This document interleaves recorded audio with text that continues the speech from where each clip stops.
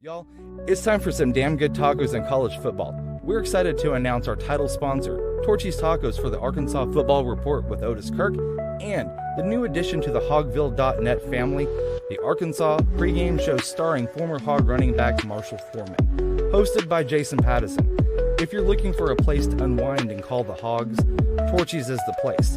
Torchys' location on MLK in Fayetteville is the proud host of the Arkansas pregame show, and it will air 2 hours prior to kickoff of each Fayetteville home game. The Arkansas Football Report airs every Thursday at 7 p.m. in Rogers.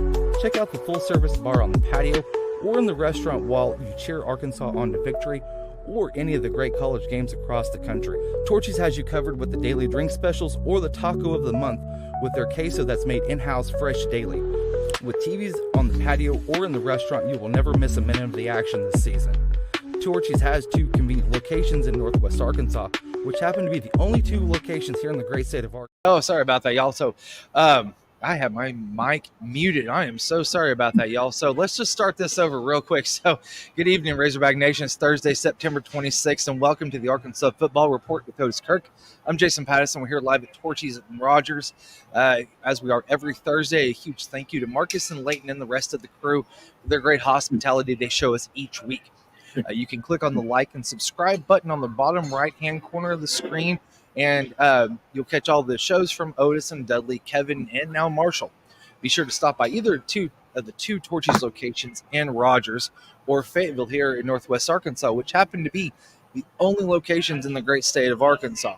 Try their queso that is made fresh daily with the taco of the month, which happens to be the tailgater that we were just showing you. You pair that with queso or any of the damn good tacos that are on the menu, and that will open your taste buds to a whole new world. So if you're heading to Reynolds Razorback Stadium next Saturday for the Tennessee game, stop in for some damn good tacos before kickoff. 2 hours before kickoff. I do believe it's either 6 or 6:30. I'm not sure if they've settled on a time yet. And also jump over to Hogville.net for all of their free content as well, and all written content with us. So, Otis, how's it going, my guy? Going good, man. Yeah, they'll announce that Sunday on the late Saturday night or Sunday on the kickoff time. It is 6 or 6:30 though, like you said. I believe it's ESPN or ABC. Yep. I think it's going to be a great thing having Arkansas in prime. I would say afternoon prime time with this A&M game coming up on Saturday. There's a lot to go over with that. With that game, also with the win last week at Auburn, we finally saw the defense finally start to show up and show out, a defense that we had been accustomed to seeing last year. Yeah, they had 5 turnovers, created 5 turnovers. I mean, and that's good. That's what you've got to do. Been waiting for that to happen. TJ is Metcalf is a ball. He's a turnover waiting to happen. I mean, they go near him, they're playing with fire, and that kid's good, and he really showed it. And I was proud. I thought Danico Slaughter played his best game as Razorback. He was great last week. Yes, Aiden Johnson's consistent as usual. Usually just a solid player, but I thought Danico. I mean, obviously TJ was great, but Slaughter had 2 pass interference plays in a row at Oklahoma State and this and that. But I thought Saturday he really stepped his game up another level, and that's what Arkansas had been waiting for him to do. So the back end of the secondary looked good. Hopefully they get Jalen Braxton back Saturday. He's maybe Hudson Clark. Yeah, but Jalen's so important.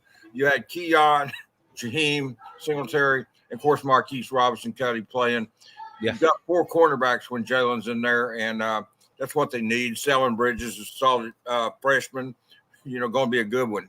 But Arkansas is looking good right now. I really like their chances of beating A&M, and we'll see how it turns out. But if they beat A&M, they're going to be 4-1 going into the rest of the schedule with only 2 road games left. So assuming Arkansas takes care of home field, plays well there, that could set them up really well. Huh? That could set them up really well. Oh, yeah. They're set up. If they can win this game Saturday, they're set up really well. Now they got to take care. They got to go out and play better at home than they have last year and then the UAB game. But I don't know if the UAB game was really a carryover from last year. I think it was just the fact they played Oklahoma State 2 overtimes. You lost a tough game where you beat them on everything but the final score, which is actually the only stat that matters. I get that, but I'm just saying it was the only stat that matters. But Arkansas probably had a little bit of a hangover from that game, and once they woke up, it was 17-3 at UAB, and then Arkansas won 37-27. So they outscored them like 34-10 after the initial shock. So they kind of dominated that game too once they got settled in. But Arkansas's played well at Auburn. They had some. I mean, they've got to play better. But if they ever put together a complete game on both sides of the ball, these teams, they're not a team on that schedule. They can't beat it. If they do that, now there's no guarantee they're going to do that. But I'm including Texas or any team. If Arkansas puts together a game where it's perfect on both sides of the ball, watch out because they're going to be tough.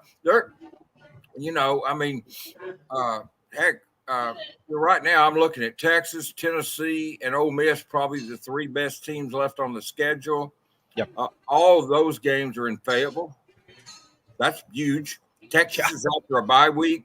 See, I would say 2 of the 3 are off of bye weeks anyway, LSU and Texas. Yeah, I think Arkansas is going to beat LSU. I really do. I'm not sold on LSU. I'm not sold on South Carolina, but the Hogs don't play them. But I'm not sold on LSU at all. I think the Hogs will win that. I don't know how A&M got ranked just by beating Florida. That's a bad Florida team, and I don't understand how you beat them and you get ranked. I mean, they lost at home to Notre Dame, who got beat by Northern Illinois. So I'm excited. I'm looking forward to it Saturday and beyond. I'm going to tell you, there was a stat that I ran across last night while I was writing the score prediction for Picture Nation last night. Right. And the road team in SEC play through 4 weeks is 7-1.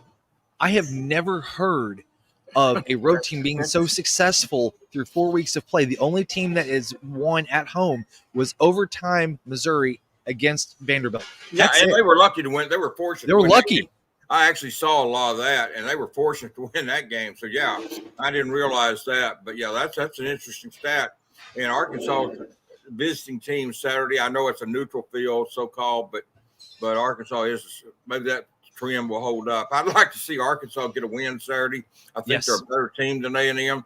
And if they do, it's just going to make it so much interesting the rest of the season. It's going to set up to really be an interesting close. If Arkansas wins and they go 4-1 in September – with the August game mixed in, if they go 4-1, it's going to be an interesting October, November, or has a chance to be anyway.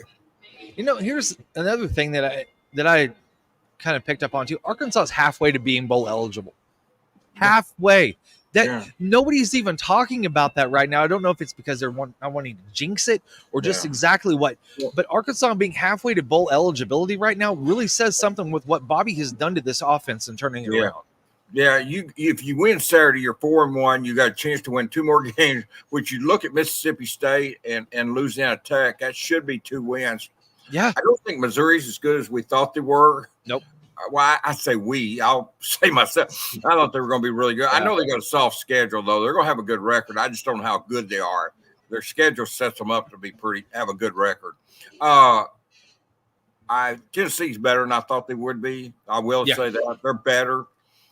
Texas is about what I thought they'd be, really, really good. LSU's about what I thought they'd be, not a typical LSU team. They're middle of the pack this year. Yeah, Mississippi State's what I thought they'd be. The one team, though, that of all this, the one team that has surprised me is Tennessee. And we'll see how that plays out. If Arkansas can win, Tennessee's got a big advantage. They got a bye week for the Arkansas game. But that happens. I mean, Arkansas is going to win before LSU. So it happens. But I'm just saying before Texas. But it'll be interesting to see how this game turns out. If Arkansas wins, there should be some excitement for that Tennessee game. 4-1 Arkansas and whatever they are, 3-0, 4-0 Tennessee. Should be an interesting game. And it should be exciting and be a night game. And it's going to be interesting on the hill. It's going to be really interesting. It is. At the end of the show, I'm also going to announce the winner of the $25 Torchys gift card from last week, guessing the correct score or the closest correct score. John James can't win it, but by God, he got within 1 point. Otis. He said that it was going to be Arkansas 23, Auburn 14. He missed it by 1 single point. John the Baptist on a roll, ain't he? I mean, John the Baptist is on a roll, man. I mean, he's knocking it out. Yeah, taking good pictures. Me and John, I need to get John the Baptist to go to Vegas with me.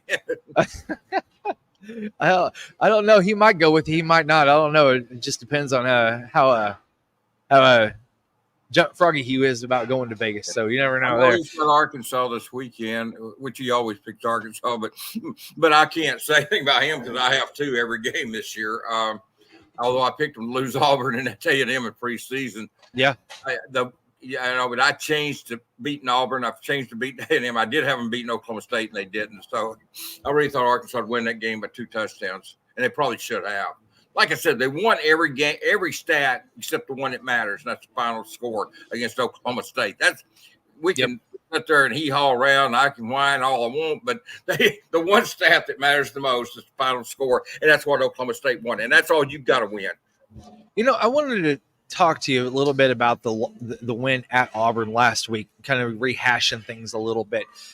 So I know that Hugh Freeze came out on Monday, spoke some gutter trash mess, talking about winning 9 of 10 games, and this happened to be the one. You know what? Here's my take on this. If you really wanted to win the game, then why did you leave Hank Brown out there for a first half, full first half, give up 4 turnovers, and then sit there and try to throw your players under the bus at the same time? You know what? If it was my kid, I would never have him play for that guy. Well, the difference in him and Sam Pittman had more reason to say that against Oklahoma State. You didn't hear crap like that coming out of Sam. Not at all. And you don't hear that out of Saban. You don't hear that out of Kiffin. Lane. Even Lane was taking shots at him. Man, he's a clown. That guy's a clown. He throws Arkansas under the bus. He throws his players under the bus. Anybody to make himself look good. And all the while, all he's doing making himself look like a dumbass. I mean, he really is, because everybody sees what he's doing, but he thinks he's trying to make himself look good, but he's throwing everybody but him under the bus. Arkansas, the other team, hey, you lost the game. You had 5 turnovers. It happens, man. And you did the same thing against Cal, so it's not like he hadn't been warned. Yeah. And so, it happens, man. You're in the SEC. And now they've got Oklahoma coming to their house to play them this week. It wasn't pretty win. It was ugly. Hey, you're not going to go in the SEC and blow teams out all the time, man. The year Auburn went undefeated, won the national championship with Cam Newton, they had 8 games. It was a touchdown or 8 points or fewer. Yeah. if they won. I mean, they won them all. You're going to have an ugly game. You got to win them. Arkansas would have lost that game last year. It don't matter how they win. They won. Nope. And they had Exactly. great. They looked pretty against Oklahoma State and lost. That did them no good. So yeah, it's not going to be blowout. Well, it's not easy. Well, hell, it's never going to be easy in the SEC. Nobody said it was going to be easy. It's not going to be easy Saturday. It's not going to be easy. You think it was easy for Alabama to beat Arkansas last year? You think it's easy for Ole Miss, LSU to beat Arkansas by 3 or 4 points? It's not easy in the SEC, people. It's not easy. There's nothing easy about it. And that was with a turmoil locker room as well. Look at Missouri. Do you think that was easy to beat Vanderbilt? No. Georgia to beat Kentucky? You think that was easy? No. It's not just Arkansas. It's everybody, people. I mean, yeah. Georgia beats Kentucky 13-12. Missouri sneaks by Vanderbilt. It's just the way it is. You've got Ole Miss blowing out teams, but you've got Florida, which, by the way, I want to bring this up really quick too. You've got Florida, which, I mean, it seems like we're on a weekly update waiting for Billy Napier to get the axe. I just wonder if it'll be the next time he loses. And I know, and that's the thing, is that they keep winning. So it almost tells me that either one, the talent is just wanting to win, or two, he actually has the ear of that locker room, maybe more so than some people think. Because listen, a team that lets go of the rope goes to Mississippi State and they lose, just like the way the Arkansas let go of the rope against Mississippi State last year and lost 10 to, or I think it was 13-7. And Mississippi State. Yeah, Mississippi State. Was it 7-3? 7-3. Yeah. So Florida comes in and they smack Mississippi State in the mouth. They get up 20. I think it was 28-7 at one point, and they hold on. And when you have a coach that you know he's a DOA, players don't care. They're just there to collect their check and move on. They're not going to play very hard. These guys are playing for Billy Napier, which really kind of surprises me. It's just that we're just waiting for that last shoe to fall. I'm just waiting for him to play a better team. And when they play a better team, Mississippi State's pretty bad. I mean, but they are. They're playing hard. Like you said, they could have lost that game if they just went in there and said the heck with it. They could have lost that game easily. So, yeah, it happens, man. But yeah, they are. I don't know if the players hate Napier. I just don't know that. I just don't think he can survive. I really don't. I'm just wondering what's going to happen the next time they lose, especially if they get blown out in a home game, in an SEC home game. That's what I'm waiting for. See if they lose another home game like they did to A&M. A&M, but I was surprised A&M got ranked after beating Florida. And if they didn't, there's something wrong with them. There's a spot where we may see, if Hugh Freeze comes out this week against Oklahoma, and Oklahoma blows their doors off with a backup quarterback. Well, actually, I wouldn't say backup quarterback. Hankins replaces. I forgot the kid's name off the top of my head. Jackson Arnold, and replaces him. He goes down there to Auburn, and they smoke Auburn. And Hugh Freeze pulls the same mess that he did this week. I don't know how much longer the Auburn boosters are really going to put up with that crap. They struggle Saturday against Oklahoma, especially on offense, and they lose. And I think he will make it. I had a guy, I talked to a friend of mine who's a sports writer in Alabama, and he does recruiting, but he's very knowledgeable of all the teams down there, all of them. He's knowledgeable of all the teams in the SEC. Yeah. And he told me that he thought Auburn would win 4 games this year, and they would get rid of Freeze at the end of the year. He thinks it'll be at the end of the year, though. He thinks they'll win 4 games. I didn't ask him. They've won, 2? So I guess they're going to win 2 more. I didn't ask him. They're 2-2. They beat, but I know they've got the 9. I think they've still got a 9-conference game or 2 left too. So, or maybe they don't. But I think they've got 1 left because they have 1. And they play. This will be their 5th home game in a row, man. So they're getting ready to go on the road, Jason.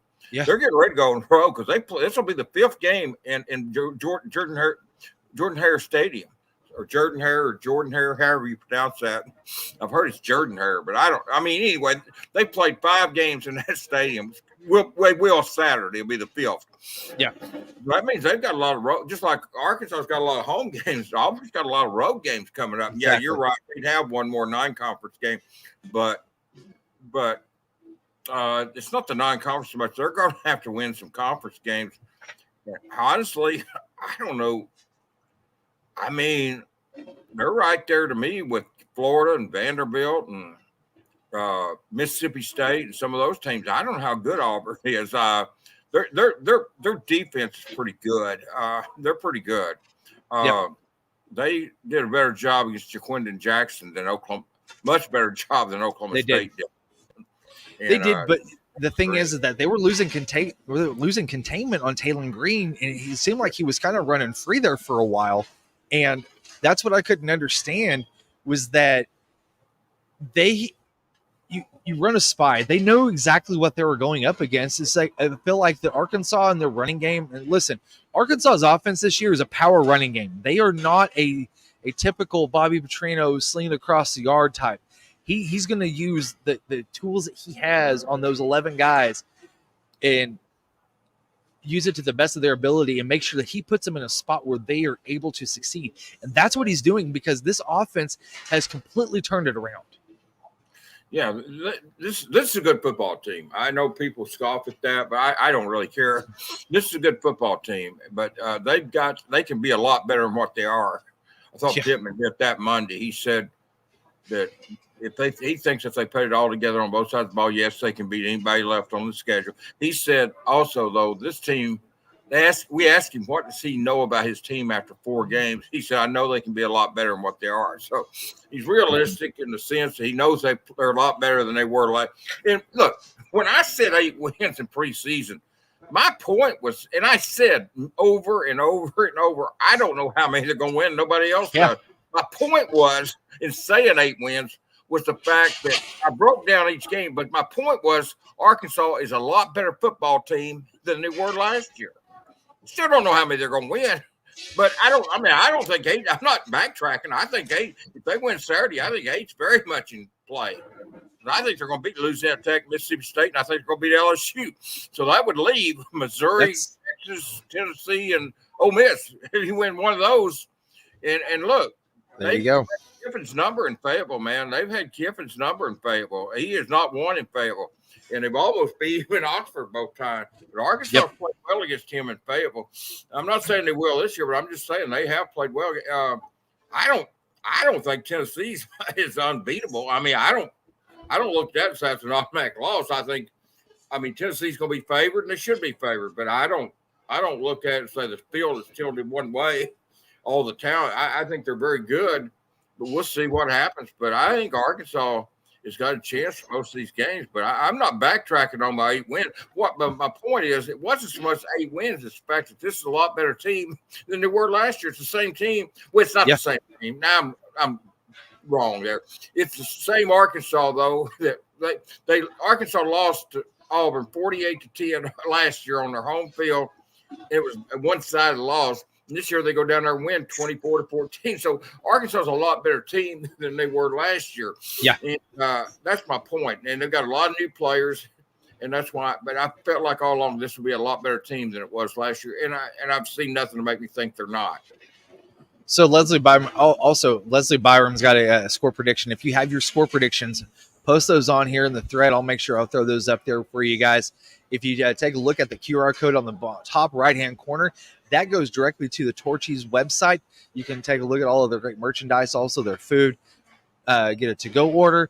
I highly recommend the steak fajita. That one's a great one. Also, the Crossroads, which has got some a little bit of brisket mixed in with it. Those are really good too.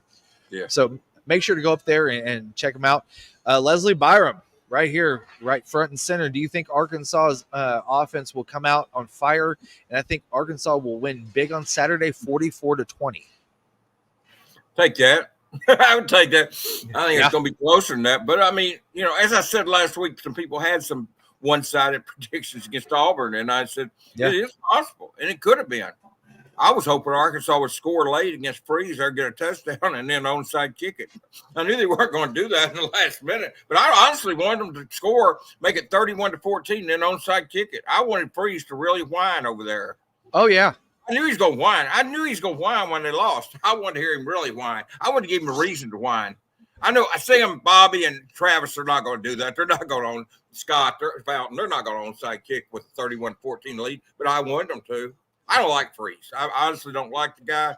I think I wouldn't let my kids get near him. I would. He's a sleaze, and he's not I've never understood everybody thinking he's a great coach. When he's at Liberty, everybody, they need to hire Freeze. And I said, why? I don't see what everybody sees in him.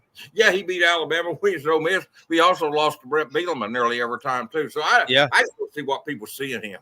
Yeah, but it's not so much whether he's a good coach or not.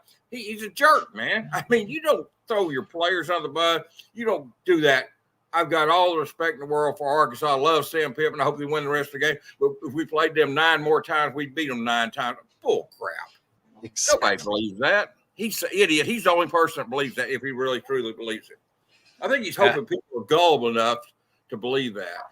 He's like a politician. He wants people to be gullible, believe anything he says. There was a lot of people that spoke out to this as well at the first of the week. Whenever he made that, he found out how many friends he doesn't have here in the SEC. I didn't see anybody. Maybe there was. I didn't see anybody defended him. I mean, there was nobody. I didn't see anybody. Even Auburn. It's a disgrace. I mean, you don't say stuff. I mean, Sam Pittman said something like that after the Oklahoma State game. I'd have been critical of him. I mean, you just don't. But Sam's not going to do that. You just don't do stupid stuff like that's dumb. I mean. What purpose does that serve, man? You got beat. It don't matter, even if it was true, which it's not. But if you played 9 more times, you could beat them 9 times out of 9. What difference does it make? You lost the one time that it matters. That's what I'm saying about Oklahoma State. Yeah, Arkansas beat them in every category. They dominated the stats, but the one category, the one stat that they need to win, they lost. They lost the game. The scoreboard was the only matter. The final score was the only stat that mattered against Oklahoma State. Arkansas lost. It's that simple. I'm not going to sit here and act like, well, if they played 9 more times, Arkansas beat Oklahoma State 9 times. It's stupid. I mean, it is. Nobody's gullible enough to fall for that crap. Let's go over this really quick, Otis, just for a minute here. I'm going to throw this up here. So this is the winter stat pack presented by Torchys Tacos. Total yards, Arkansas had 334. Auburn had 431. And honestly, the last, I would say 70 yards of that was in trash time on that last drive where they were trying to make up ground. Right. And so even other than that, it really was. He had Jaquindon Jackson. He went for 75 yards on 22 carries. But here's the thing. He scored 2 more touchdowns. He has 8 touchdowns on the season, where you've said so many times last year they only had 9 rushing touchdowns total last year. Jaquindon's got 8 through 4.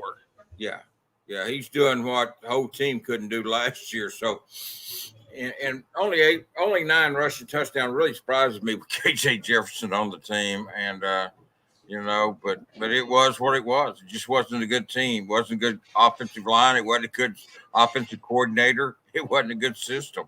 So, but it's going to be interesting this year. You got guys that played last year, started. They're off the team this year, or not playing. Like Jaden Wilson started. Now you're not playing. He quit the team. The running back Rashad Dubinion suspended. Exactly. He wasn't playing, but he was on the team. These are guys that's been key players last year, and they're not even playing this year. So that speaks volumes of this team. Isaiah Satania had 3 catches for 85 yards and a touchdown, and with that circus catch to put Arkansas back up, or to extend Arkansas's lead. I'm sorry. And no, he put it back up. You're right. It was okay. Put it back up. That. And I'm going to be honest with you, Otis. That looked like it was a catch straight out of the "You Got Mossed" that Randy Moss runs every night on every Monday night on Monday Night Football.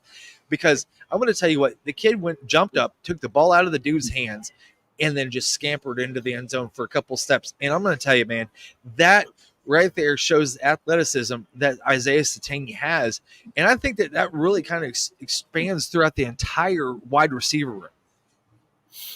Yeah, I really like Armstrong. I love Satania. I I love Armstrong, Satana, Isaac Teslay. Some of I'd like to see Monte Harrison play a little bit more. I'd like to see. I saw he come up on the injury report also this week. Yeah, I don't know what's wrong with.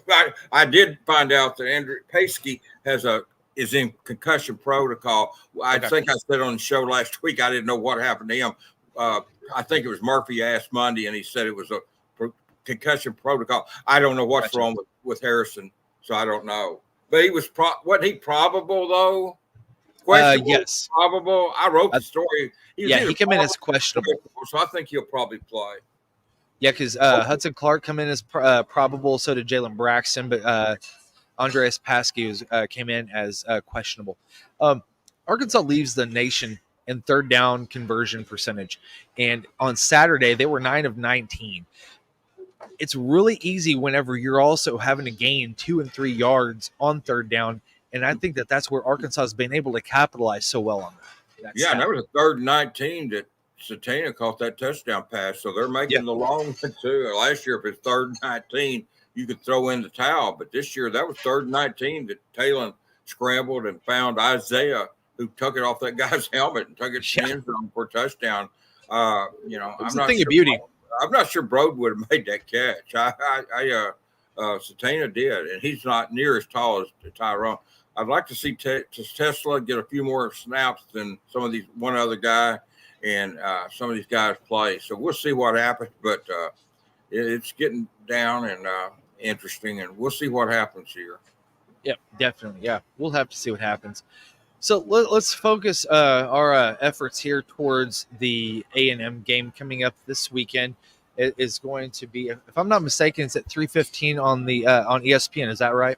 No, it's 2:30. 2:30 on ESPN. Arkansas's 2:30 on ESPN. Same as last week's game.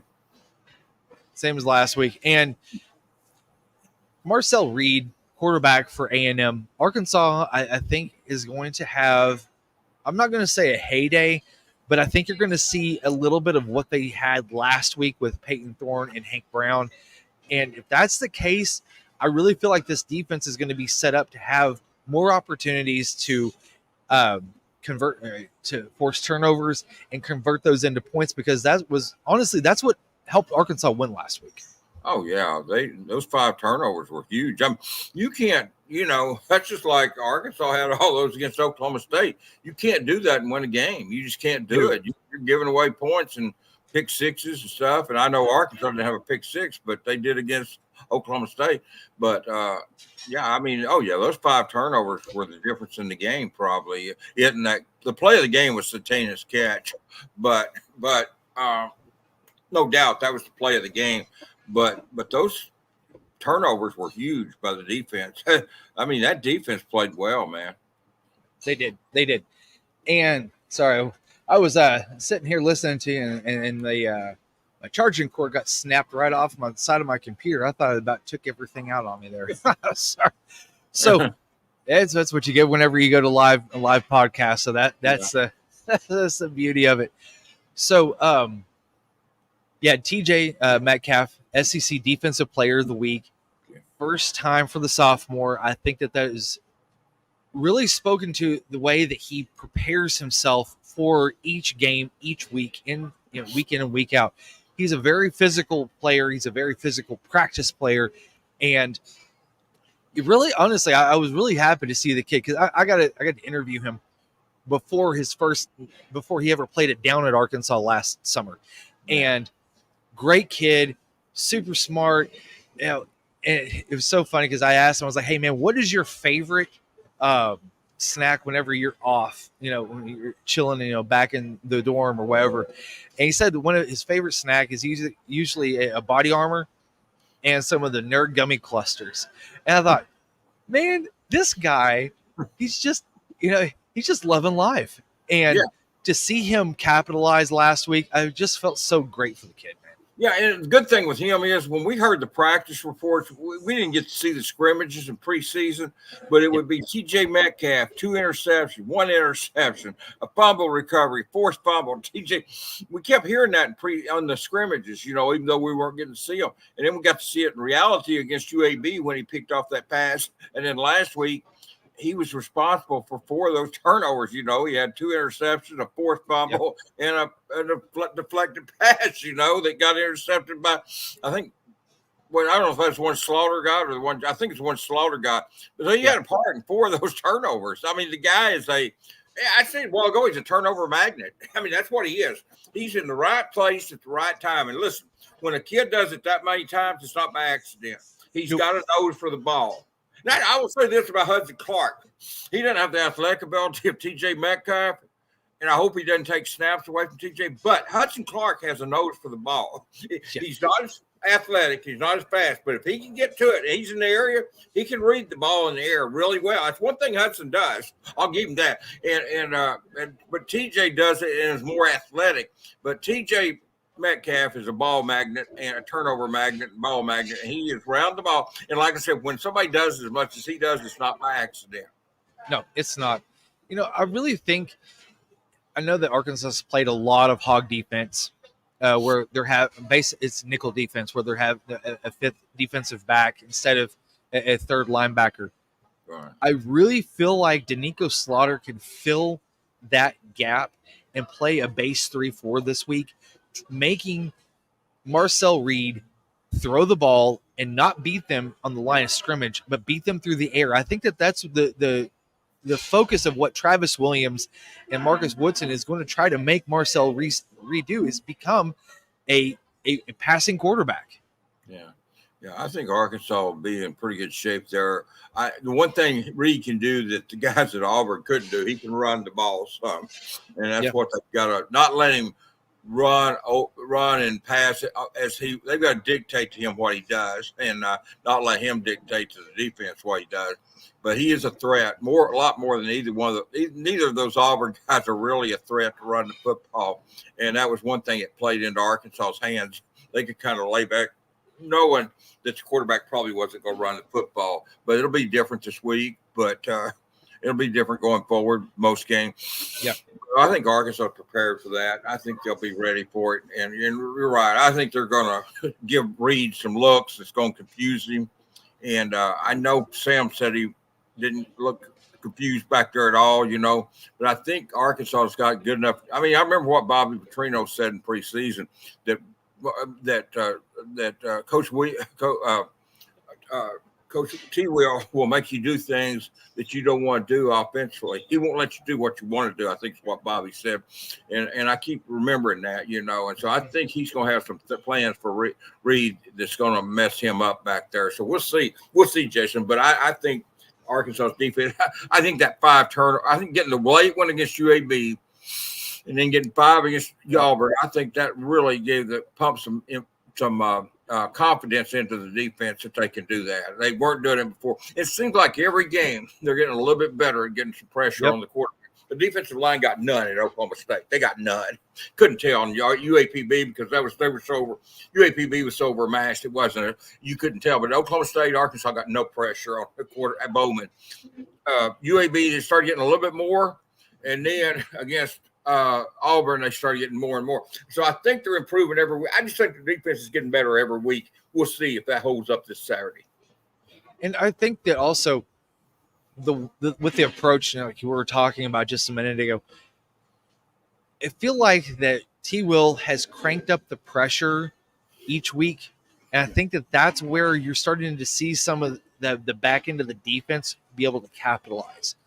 Yeah. I think you're going to start to see more overloaded on one side versus the other. Like you were talking about giving him looks where you got, 3 guys on one side, 2 guys on another, 5 guys on the line of scrimmage. And weak side is going to be coming with the blitz. And the strong side is going to fall back a little bit. I think you're going to see a lot more of that and some blitzing stunts as well, because this kid, if you throw him off of half a second to 3/4 of a second, that right there is setting your defensive backfield up to be able to react a little bit quicker to the ball. And I think that that's where you're going to start to see some gains. Yeah, if you get Braxton back, and then you got the second back end, those three in the back playing as well as they did Saturday. You get Braxton back, and then you've got Marquise, Shaheem, and Keon on the other side, are mixed in there. I think you're going to see the secondary get a lot better, and I think they got to change, especially if the defense front group can put front 4-7 can put some pressure on and I think they will. I don't know. I've just seen more pressure every week, and I think T was going to continue to dial out. I did see a few blitzes the other day. They haven't blitzed much the first few games. You're wondering, do they even know how to blitz? And then you started seeing it Saturday, and I think you'll see more. I just think you're going to see the pressure turned up a lot more each week. Yep. I think it'll start this week, and then you got a freshman coming in to pay it for the next week. I think they're going to try to confuse him too. He's good. Yeah, because you're going to see a lot of different looks on second down. I don't think it's going to be first down. I don't think it's going to be third down. I think it's going to be second down where they're going to try to make their bones of this on the Saturday, because we know what Marcel Reed's going to try to do on the front end first down. Second down is where I think that they're going to try to really bait and trap him on some plays to give him that different look that he hasn't seen through the first 4 weeks of tape that you have on Arkansas. And you might see 6 or 7 guys on the line of scrimmage. Yeah, I think they're going to try to keep A&M behind the chains. If they can do that, there's a good chance they're going to win the ball game. And it might be more like if they do that and do it well, and the offense doesn't turn it over, it might be like our guy a while ago score predicted. He had a one-sided, I forget the name of the listener. He's a great listener. He's on here every week. He had a big score, and if they do that on defense and then the offense doesn't turn it over, I think it could be a one-sided game. But we'll see. Yeah. I mean, I just think they're going to I think they're going to play well Saturday. I mean, I know they have it against A&M. I fully get that, but I just got a feeling Arkansas is going to play a little bit. This team's playing with more confidence than the teams in the past have. They've got more confidence on this team. It doesn't seem like the Oklahoma State game killed their confidence. It seemed like it showed them that they can play with the highly ranked team. They were 16th at the time. Oklahoma State was 17th in one poll, and A&M was 24th. But I like I said, I'm not really worried about A&M being 24th. They got that when they beat Florida, and I just don't know how that gets you ranked because they should beat Florida. And I think that Mike Elko is also going to be sticking with Marcel Reed. I don't think you're going to see there's going to be a switch at halftime where you just bring in Connor Wegman. Yeah, well, he's on the injured list too, so we don't know if he can even play or not. I know he wasn't out. He was probable or doubtful or whatever he was, but he wasn't out. But Wegman is on the injury list too. And so I don't think that Elko is going to try to – you're going to see Marcel Reed. You're going to see him probably for most, if not all of the game. And if the game comes down to a one-score possession or one-possession game, listen, these A&M games at Jerry World are just freaking odd. Always have been. The last 5 years of – when was the last time you saw KJ Jefferson try to do Superman from 5 yards out and then completely turn the entire tide of the game? I mean, those are the sorts of things that happen here. Like with whenever KJ got hurt 4 years ago, I think it was, and have backup quarterback have to come in and be serviceable for a little bit. Arkansas still won 20-10, but yeah, they would have beat them a lot worse had KJ not gotten hurt. And last year, Luke Has went down on the first play, caught a pass. But yeah, KJ went airborne. I don't know what he was thinking. I've never figured that out. That completely turned that. And I thought Arkansas going for it right before halftime in their side of the field, going for it on 4th and 1 was a dumb move. I was proud Pittman pretty much acknowledged that this week. It was a dumb move. Everybody in the stadium knew what they were going to run. I told the kid next to me, I said, they're going to run shotgun on 4th and 1, and they're going to pitch it with Rocket, and they're going to run to the right, and that's exactly what they did. A&M knew what was coming and stuffed it, and they went down and scored. Comes out second half, Snacks intercepts a pass, does a pick six, and would have put Arkansas ahead had they not gone for that at halftime, or the quarter, or had they punted. I don't think A&M would have gone downfield. They might have, but if they hadn't, then Arkansas, if they hadn't scored there, Arkansas would be ahead when Snacks intercepted that pass. It might have been a completely different game. Yep. And so on the season, Marcel Reed is 32 of 57, 422 yards and 4 touchdowns, no interceptions. Those are his stat. That's his passing stat line for the season so far. And right there, I mean, that type of those yards and those touchdowns. I mean, we've seen Taylor Green put those numbers up. I mean, we saw that against Oklahoma State, for instance. So I don't think that the offense is going to be setting the world on fire.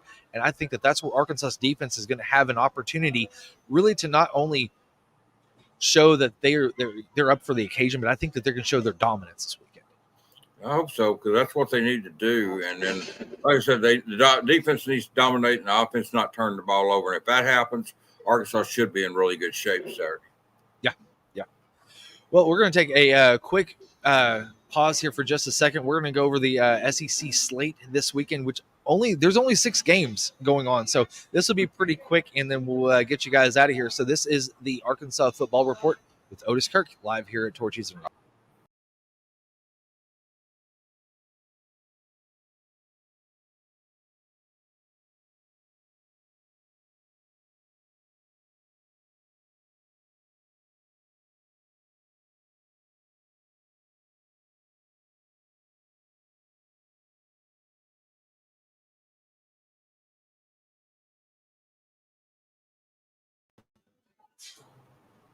And everybody, welcome back. Yeah, we're just gonna get this thing wrapped up. This is as I like to call this every week, because I like to spurn all college football and all the NCAA. This is the 2-minute warning. So let's take a look at the SEC slate for this weekend. So Otis, kicking off, we got a huge matchup that with playoff implications, not only for the league but also for the nation. You've got College Game Day down there. You've got Georgia at Alabama at 11 o'clock on ABC. Or I'm sorry, it's 6:30 this evening. 6:30 in the evening on ABC. You've got, honestly, the spread is Georgia -1. So at that point, it's pretty much a coin flip.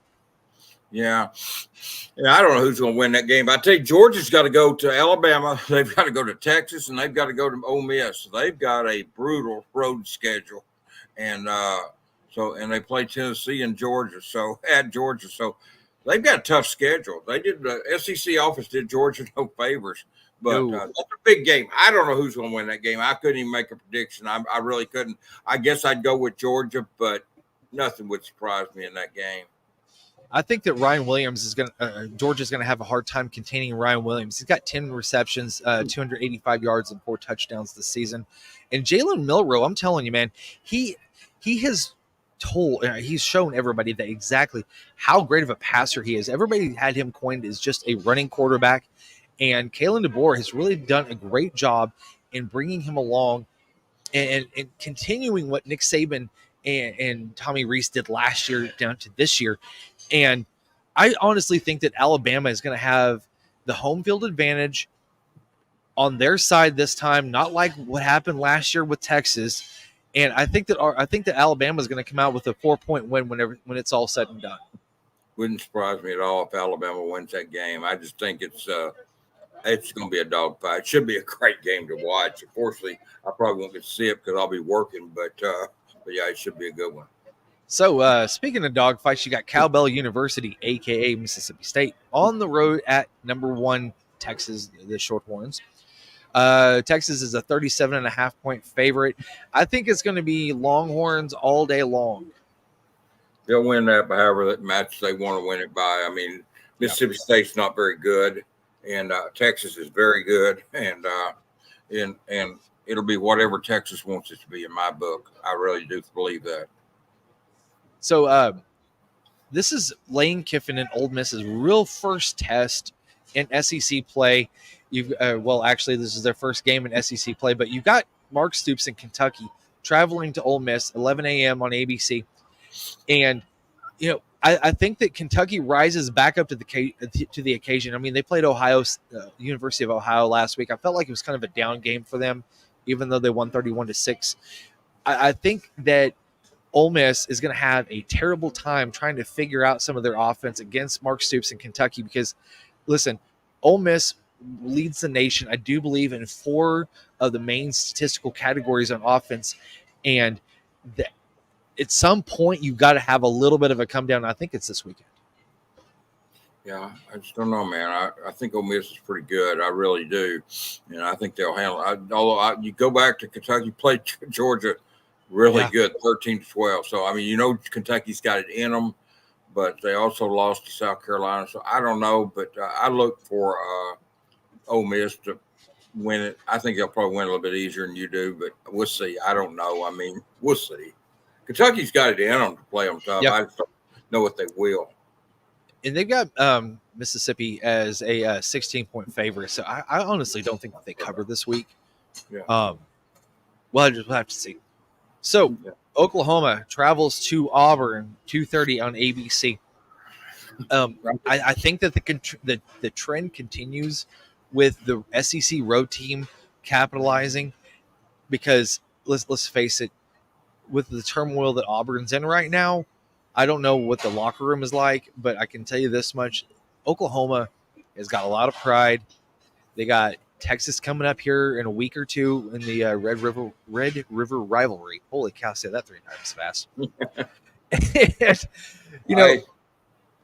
I think they get their first SEC win this week. Yeah, I think OU will take them, and I hope they do, and I hope they run it down their throat. I mean, I hope they beat them 100-0. I mean, I hope they just stomp them. And I'm not an OU fan at all, but I hope they beat the crap out of Freeze. They made Barry Switzer. I don't have anything against Auburn. I just don't like Freeze. I think that they're going to try to hang half 100 by half. I really do. I'd love to see that. I don't know if their offense can do that, but I'd like to see it, because Auburn's defense is not a bad defense. They're really pretty good on defense. They played Arkansas better than anybody else has, a lot better than Oklahoma State did on defense. But I think, with that said, I think OU just has too much. I don't think Auburn can beat them. I just don't. OU's got a very good defense. I mean, they held Tennessee. The OU defense held Tennessee to 25 points. I mean, I know that it was a 25-10 game. It was a 10-point game. It felt a lot more distant in score than when it was, but they held that Tennessee defense, or the offense, in check really for most of the game. Yeah, they had nothing to be ashamed of on defense. OU didn't. They just didn't. And they couldn't produce much on offense. And I don't know that they'll have that kind of success against Auburn, just run up and down the field on them. But I do think they'll beat Auburn, and I hope they do. I do too. So, last SEC matchup before Arkansas A&M, you've got LSU hosting South Alabama. It's a 20.5-point favorite. I really think that I just don't see, South Alabama really covering or even making this thing a close game. I think that by the time it's all said and done, it's going to be LSU Tigers real big all day long. Yeah, I think they win that game. I know South Alabama went to Oklahoma State and won last year big, but I don't think that happened at LSU. LSU will win that game. You got LSU also on a bye week going in to their next game, which is against Ole Miss. And that right there could be one of the best matchups in the SEC this year. And the reason why I think that LSU's defense just hates Ole Miss that much. And every year it seems like they're ready for blood on each side. Losing Daryl Perkins hurt out LSU, though, man. That hurt them bad. It really did. So we'll see. And Arkansas gets the luxury of facing LSU after Ole Miss as well. So and Arkansas will be off that way, just like Tennessee's off. Exactly. That's a huge advantage, man. That is big for Tennessee. It'll be big for Arkansas. I really think they beat LSU. I really do. If they beat A&M, I really feel no matter what happens against Tennessee, barring a bunch of key injuries, other than that, if they don't lose some key players, I think they beat LSU. Leslie's got Arkansas, LSU, Texas, and Alabama winning this week. I will have to agree with you for the most part. I'm not sure about Alabama. That's a game I just don't know. But that makes sense. I mean, Alabama's at home. My general deal was when I did that story you do about the picking the team, I went with if I had doubt, I'd go with the home team. Yeah, I mean, and I know you're like you said earlier, there's 1-7, so it really hasn't played out this year. But I'm just saying, but now some of those weren't toss-up games either. Yep, they were. I mean, my deal was if it was a toss-up game, like Georgia and Alabama to me is, I would go with the home team when I was doing that. That was just my general rule. Yep, and that's exactly what I did with that too. Because, I mean, at the end of the day, there is that home field advantage really does carry weight. I know that it doesn't show with this with how everything has happened so far in the SEC, but I also have to say that there's some things going on as far as home teams and who they're playing. I think that also dictates some of that too. Man, I haven't been watching. It was 1-0 Yankees over the Orioles. Now it's 5-0. I don't know what I missed. The Yankees went on they spanked those Orioles there in the 6th inning. That's huge, man. They win the ninth. They finished the American League East. The Fighting Dudley Dawsons, the Dallas Cowboys, are also facing off against the dreaded New York Football Giants. Surely they'll beat New York, man. Dallas. I hope so. Yeah, they came back Sunday. They came back, but they still. But man, they were getting killed for a while. They got their run defense is completely porous embarrassed against New Orleans. So we'll see. And I'm not a Dallas fan, but I'm not a Dallas hater either. I've never been one to hate the Cowboys. I'm not a fan, but yeah. I mean, I'm a Rams fan. They're not exactly tearing it up either. They did beat the 49ers, but they're 1-2. I think the same thing Dallas is. So I'm not talking trash, but I just think Dallas will take New York Giants. I don't think New York Giants are very good at all. Otis, I got one last one before we get you out of here, and this is a question that's very close to your heart. When does NBA preseason start? October the 4th. That's when the Lakers play. I don't know when the other team play. Lakers play Minnesota October the 4th, guy. I mean, I don't know. You can answer that in your sleep. Yep. Lakers play the 4th of October. Believe me, that's next Friday night, and I've got that circled on my calendar. It is a must-watch game. Forget high school football. The Lakers are playing. That'll be where this fat man will be. Right I am right now in front of the TV. Bulldog sleeping and me watching the game. Now, did Bronny get a 2-way contract with the Lakers? No, he's full contract. Full contract. So does the Lakers? Yeah. Do the Lakers go ahead and start LeBron and Bronny in the first preseason game together, if just for kicks and giggles? I think they'll play in the first real game against Minnesota. I don't know about starting them. They're not going to start Bronny. I think they'll play them together in the first real game.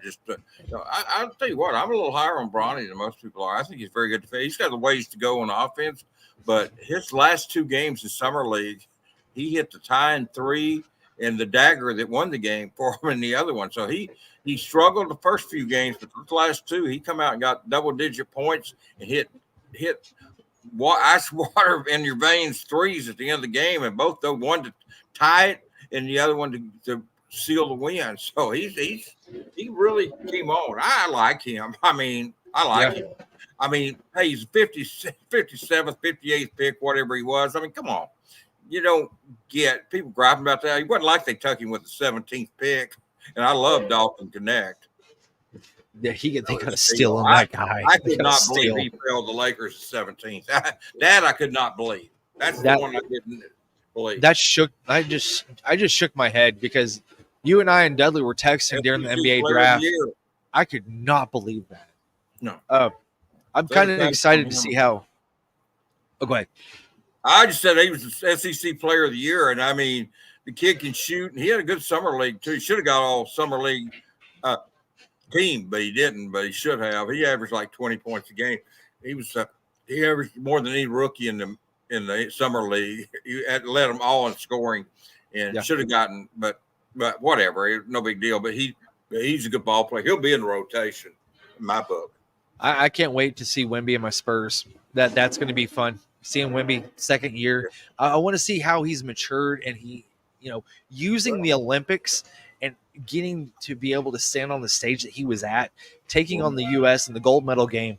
That right there is going to. I mean, I would like to see how. I'd like to see him take that next step. They got Chris Paul and Harrison Barnes, and those guys got a little age on them. But I'm telling you, Barnes, Paul, if he's healthy, that's always been the deal. He's getting older, and he's not. He's like all the other players. his age. Yeah. He misses some time with injury, but when he's on there, but I think he's a good steadying influence for that young team. I think he makes all those young guys, Wimby and all of them better because of his. He's just smart, man. He's a smart player. Yeah, he is. All right. Well, y'all want to thank Otis for jumping on with us tonight here at Torchys and Rogers. And again, Arkansas 2:30 on ESPN against A&M. I've got Arkansas winning this one. I know that I picked against Arkansas last week. I got a little burned, so I'm going to have to try to get some makeup on that one. So I got Arkansas winning. And make sure to go over to Picture Nation and Hogville to read all of our free content that myself, Otis, Kevin, Dudley, and Drake and Jerry all write. So you guys can take all of that in, take all that information, spit it back out to your friends, and look a lot smarter. I can promise you. We will lead you to success in that one. So make sure to jump over to hogville.net to read all the free content and Otis's Kirk's Corner for all the recruiting news. You got any recruiting updates real quick before we get out here, Otis? I don't, because they can't host this week. I think that next weekend next Thursday I'll have some recruiting updates because the Tennessee game they will have kids here. But no, I mean they were gone last week to Auburn, and this week they're at A&M, and A&M can host but can't talk to the kids. So it really hadn't been much in the last couple of weeks. Well, I mean, obviously the defensive back at Fayetteville, Kendrick Williams, committed to Arkansas, and we had him on Pig Trail Nation Sunday. Yep. He's a good ball player. So we'll see. They had a big loss to Texas High by 1 point. That was a shootout, like 55. That was 55-54. That was such a great game there. He's come up one point short on the scoreboard, but no, it's just, two heavyweights going at it there. Some of those Arkansas Ole Miss game in 2021 down there in Oxford, like Arkansas was trailing by 1. I think they lost 52-51, went for the 2-point conversion to win it. It was just two heavyweights going at it, man. You're right. I think I'm going to beat A&M too. I really do. I know I had to score closer than anybody else did, 27-24, but I don't know what the score will be. But I do think Arkansas will win that game. I'll be surprised if they don't. I think Arkansas, if they don't beat themselves, they will beat A&M. I worry about Arkansas beating themselves. What were some of those old Shiloh games where it was like 68-70? God, who was that they were playing against? Junction City. That's right. In the playoffs, and Gus was the head coach. I was in LSU that night covering Arkansas and LSU, and we kept getting updates of that Shiloh and Junction City game. Yeah. It was amazing. I mean, it was like a track meet, man. I think there was almost 2,000 yards of offense in that game. I'm sure there was. Yeah. Game where just whoever got the ball last probably going to win that game. Exactly. All right, well, Otis, thank you for joining us tonight, and we'll get you out of here. And everybody, I want to thank you all for joining us tonight here live at Torchys Tacos. And make sure to, like I said, go over, subscribe to the YouTube page, so that way you guys can get all the updates whenever we go live. Also with all the written content as well over at Pig Trail Nation and Hogville.net. So for Otis and myself, Jason, I want to thank you guys for jumping on with us tonight. Thank you much, and go Hogs.